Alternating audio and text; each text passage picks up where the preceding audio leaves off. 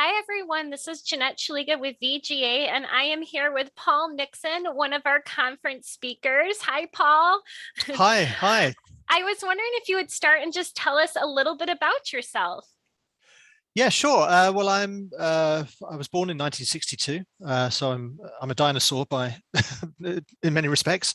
I live in England. I was born in England in Chelmsford, and I still live in Chelmsford. I've had a couple of breaks in between time. I lived in India for 7 years, and I started working for Find My Past, the British genealogy company, in 2010. I just come back from India then.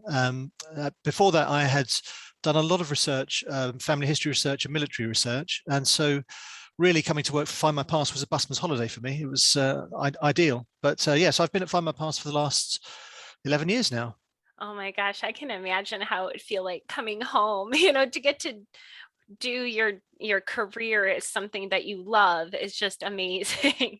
Absolutely. How did you get started with genealogy? What's your backstory?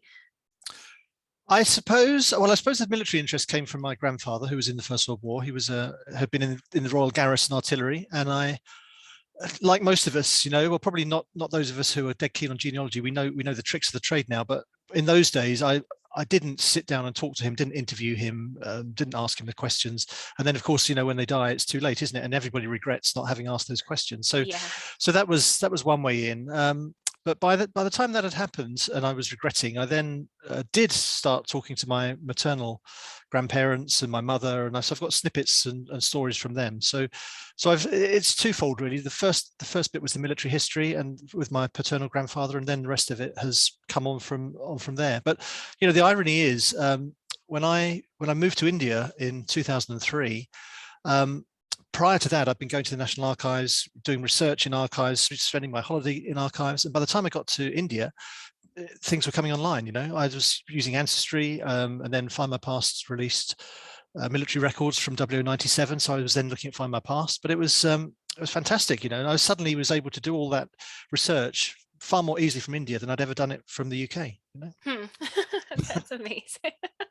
Um, so the program you're going to be doing for our upcoming VGA conference is called The Real Tommy Atkins British Soldiers. Can you tell us a little bit about what your program is going to entail?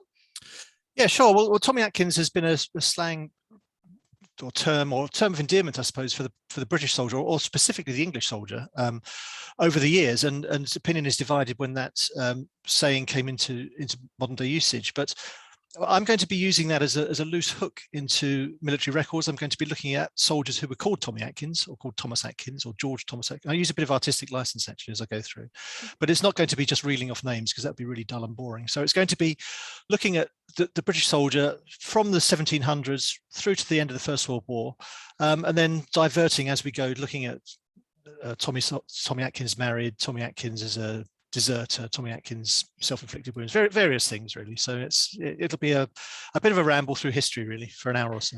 Well, I'm looking forward to it. Thank you so much, Paul, for being one of our conference speakers, and I can't wait to see your session. Lovely. Thank Looking you. forward to it myself. Thank you.